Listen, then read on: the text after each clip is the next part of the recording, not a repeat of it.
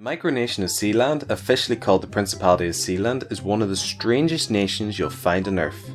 Situated around 7.5 miles off the coast of the UK and completely surrounded by ocean, which is to be expected, it is Sealand after all, it has stood the test of time since its declaration of independence in 1967. The fact that for so long, around 50 years, this tiny fort, completely trapped by the sea, has survived, make the Sealanders, as they are called, a very hardy bunch indeed. Sealand started its life as a World War II anti-aircraft and lookout post called Fort Ruffs, also known as Ruffs Tower. The way Ruffs Tower was built is actually quite interesting. Basically, it was built on top of a large barge and then floated out to sea, sunk, and when the barge rested on the sea floor, they had a good base for building the fort. The fort held a crew of approximately about 100 men, but it's said that it could have been able to house around 300. But after the war, the fort, along with sister forts, were manned until about 1956, when cutbacks finally decommissioned them.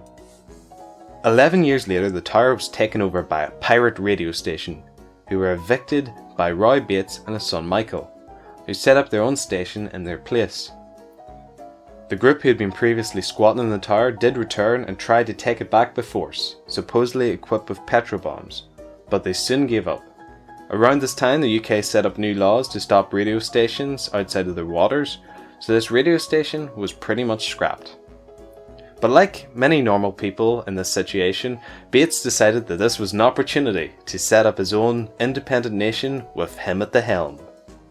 And believe it or not, due to its abandonment and the fact that Ruffs Tower was in international waters, this actually was somewhat legal, and thanks to a legal loophole found by the Bates solicitor, it happened, and Sealand, the proud nation, was born.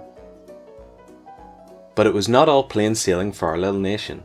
The British government found this a potential annoyance and decided to destroy all the other forts to stop potential copycats. During this time in 1968, a group of naval engineers in the vicinity, sent to fix a buoy, were shouting abuse at the people of Sealand. So Michael fired warning shots at them to shut them up and to scare them away.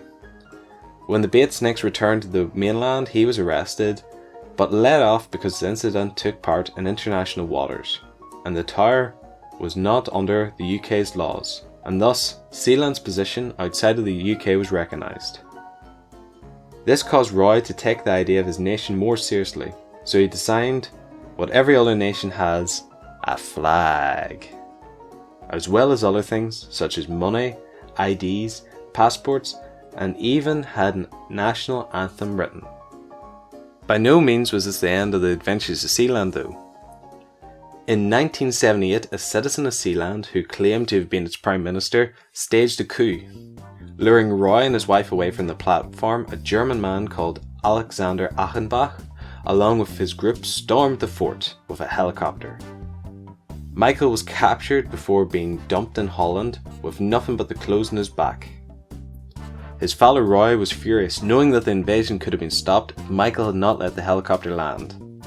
However, he was not going to go down without a fight. And in the early morning, him and Michael, armed with a shotgun and a pistol, caught the invaders off guard with their own 007 style helicopter attack.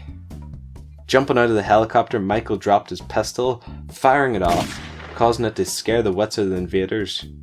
And when the invaders, who were mercenaries, saw the princes of Sealand had returned armed and dangerous, they surrendered immediately and were subsequently tried and found guilty of treason. The Bates family held these here mercenaries as POWs until their home countries could negotiate for their release, and the price of this was about $125,000 in today's money. Germany sent one of their diplomats to negotiate the release of the POWs, and this has been used in argument to strengthen the Bates family claim that Sealand is an independent nation, as Germany has now officially, technically gone through diplomatic relations with a micronation. After a couple of weeks of negotiation, the Bates family let the invaders go. However, once back home, the ousted Prime Minister of Sealand, Achenbach, set up the Sealand rebel government as a government in exile and the true rulers of Sealand. Believe it or not, despite the fact that this was years and years ago, he still has a website and you should really check it out. The link will be in the description. But since then, Sealand has been relatively peaceful. Sadly, in 2012, Prince Roy, the founder of Sealand, passed away, leaving Prince Michael as his heir. And it's not clear what adventures the future hold for Sealand, but I'm sure whatever happens, it won't be dull. Thanks for watching. You can check out a whole pile of Sealand related links in the description, and as well as that, why not take the time to subscribe and have a look at some of our other videos.